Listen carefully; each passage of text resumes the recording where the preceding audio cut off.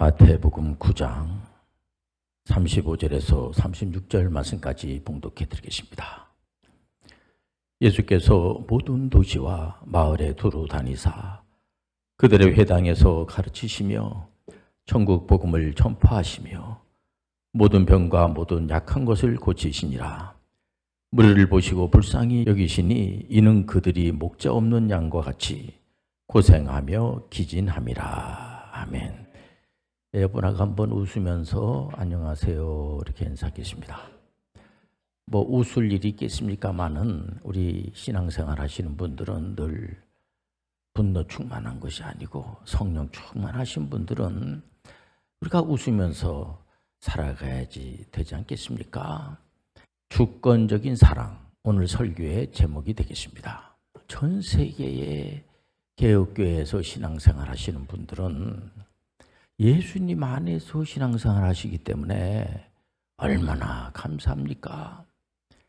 예수님 안에 이렇게 있게 되면은 우리는 죄의 법에 살질 않습니다.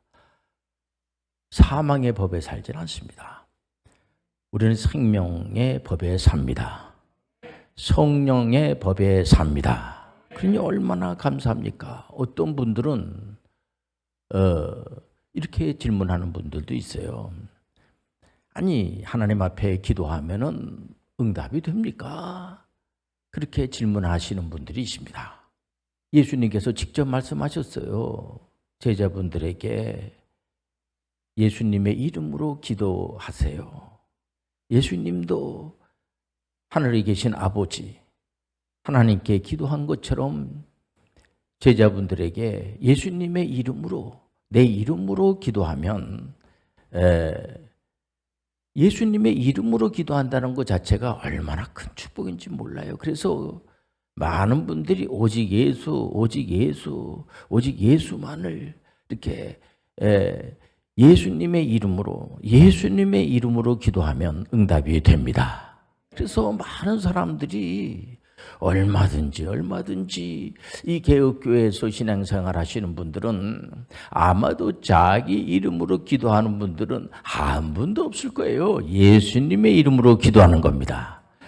그러니 응답을 받고 간증하는 분들이 간증거리가 얼마나 많은지 말이에요. 보면은 얼마든지 간증을 하면서 예수님의 그 공생의 공적 사역에서도 보면은 이스라엘의 그 유대 그 지도자들, 종교 지도자들이라든가 이런 분들이 예수님이 하신 사역에 대해서 모두 다 반대한 건 아니고요.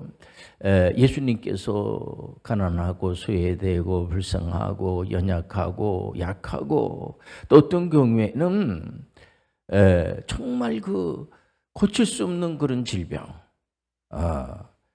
그런 병에 걸려 있는 분들 보면 얼마나 불쌍합니까? 또 어떤 분들은 악한 영에 사로잡혀가지고 소위 말해서 귀신 들려가지고 귀신 들린 병은 이걸 어떻게 치료가 되겠습니까? 악한 영이 들어가가지고 어떤 분은 7 귀신이 들어갔다고 그러지 않습니까? 이런 사람들을 보면서 예수님께서는 민망히 여기시면서 불쌍히 여기시면서 예수님께서는 거기 다 고치시는 겁니다. 예수님 만나가지고 고침받지 않은 분들이 없을 정도로 개치 고침을 받게 되는데 그 당시에 지도자들이 막 그 공격을 하죠. 예수님을 공격하는 겁니다. 왜 안식일 날 병든 자를 고치고 저런 사람들은 다 그 죄 때문에 저렇게 병이 왔는데 그 죄값을 다 받아야지 그런 사람들을 고쳐주면 되겠습니까? 하면서 그저 비난을 하고 이러니까 예수님도 그 자꾸만 비난하고 하니까 내가 그런 일을 하지 말아야지. 아마 예수님께서 그런 일 하지 말아야지 하면서 안 했으면 아마 그분은 구세주 메시아가 될 수 없을 겁니다. 근데 예수님께서는 그런 거 아랑곳하지 않고 계속해서 병든 자를 고치시고 하나님의 나라에 대해서 얼마든지 가르쳐 주시고 하나님의 말씀을 전파하시는 것을 그분은 멈추질 않았어요. 이분의 주권적인 사랑은 계속 이어지게 되는 거죠. 그렇기 때문에 이 말씀이 그 당시에 예수님의 제자분들에게만 해당이 되는 것이 아니라 오늘날에 와가지고 이 개혁교회에서 신앙생활하는 분들은 전부 다 해당이 된다는 데에 대해서 우리가 너무 고맙고 황공스러운 거죠, 진짜. 여러분들 얼마든지 예수님의 이름으로 기도해 보세요. 그리고 간증하시길 바랍니다.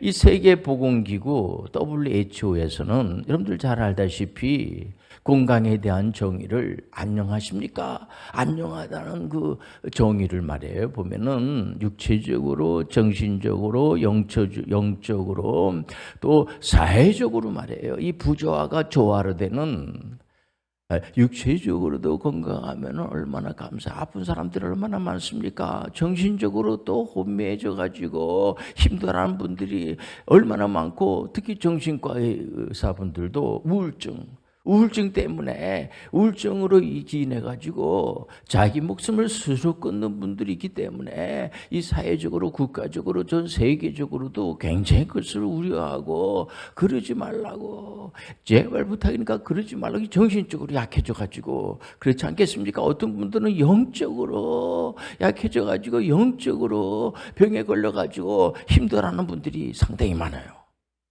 또 어떤 사회는 이 사회적인 질병에 걸려가지고 사회적으로 문제가 많아가지고 힘들어하는 분들이 많은데, 예수님께서는 육체적인 질병을 고쳐주셨어요.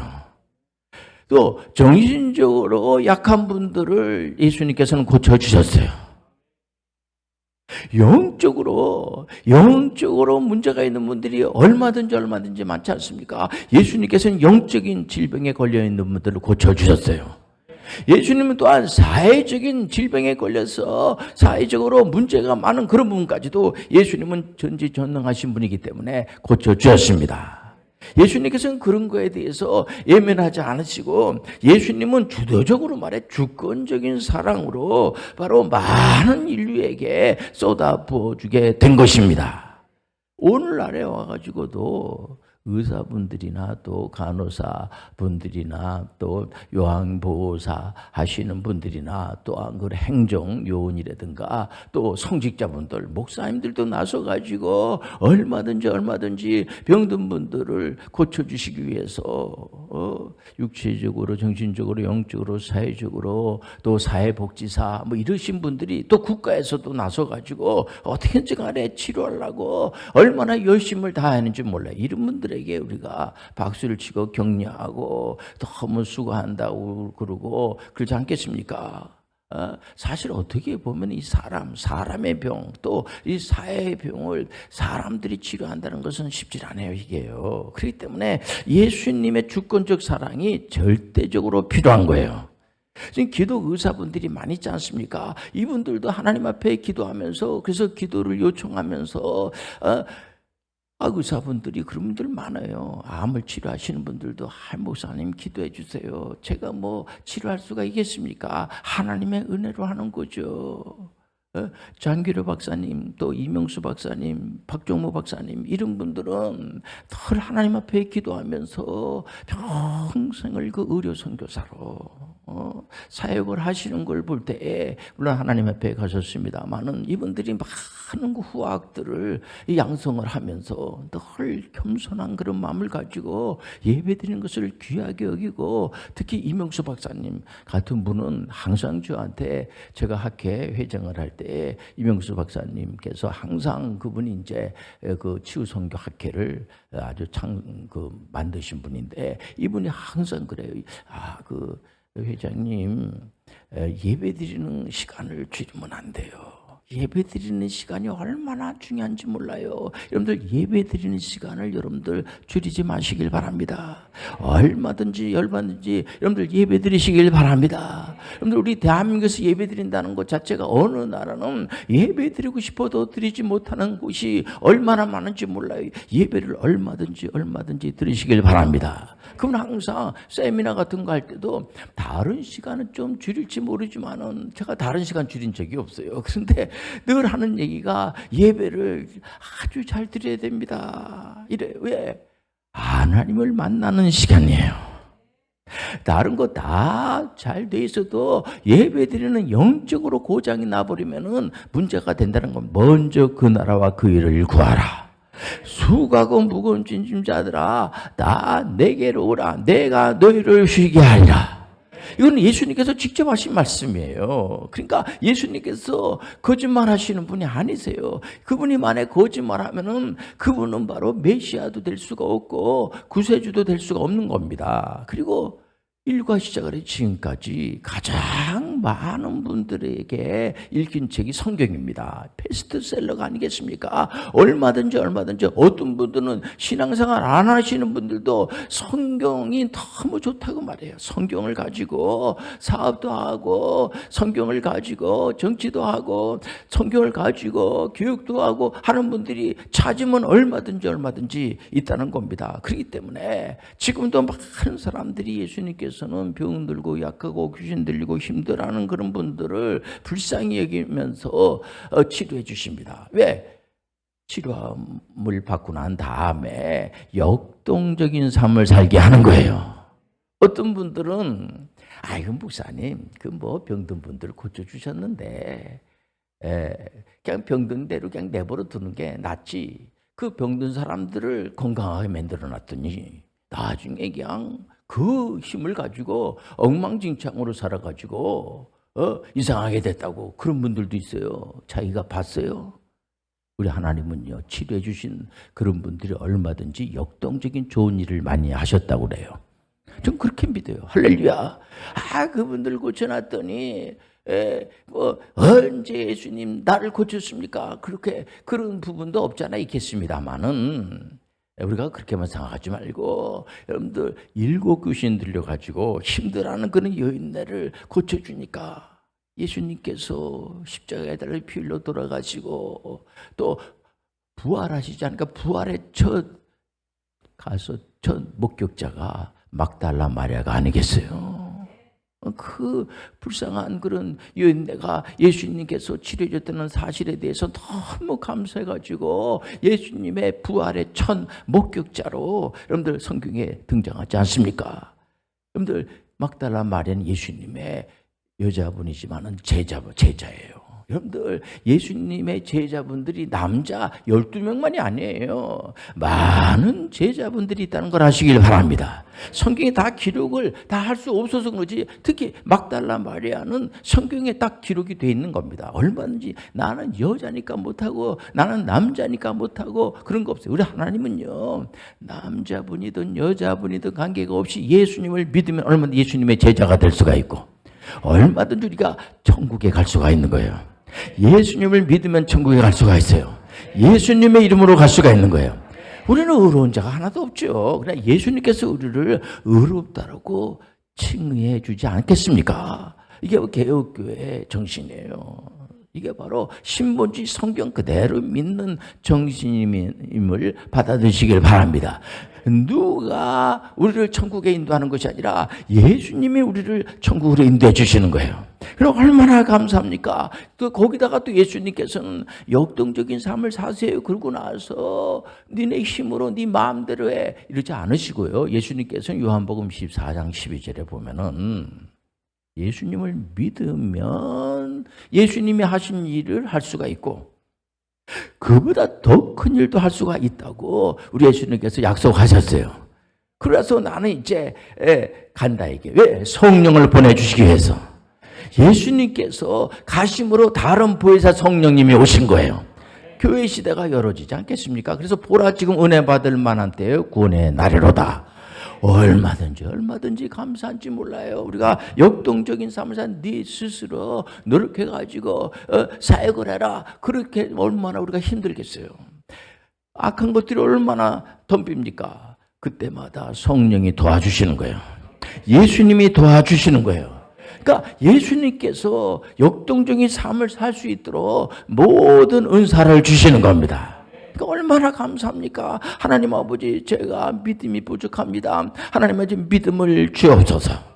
하나님 아버지 제가 지혜가 운운합니다. 지혜를 주옵소서. 어떤 게는 육신적인 건강에 문제가 있는 분들도 이번에 우리 WCPM 홈스쿨에서도 보면은 5년 빨리 홈스쿨하면서 대학을 졸업을 하고 또 군에 갈 나이가 돼서 군대 가서 이제 군 장교로 이렇게 이제 사역을 하는데 제가 걱정이 돼가지고 일찍 대학교를 졸업하고 나이가 어린데 군대에 장교가 됐으니까 제가 나름대로 걱정을 하면서 기도할 수밖에 없잖아요. 하나님 앞에 간절히. 근데 이번에 보니까는 얼마나 건강하고 이번에 이제 중대장 임무를 맡아서 한다고 하는데 얼마나 그 건강한지 몰라요. 여러분들 하나님께서 건강도 주시는 거예요.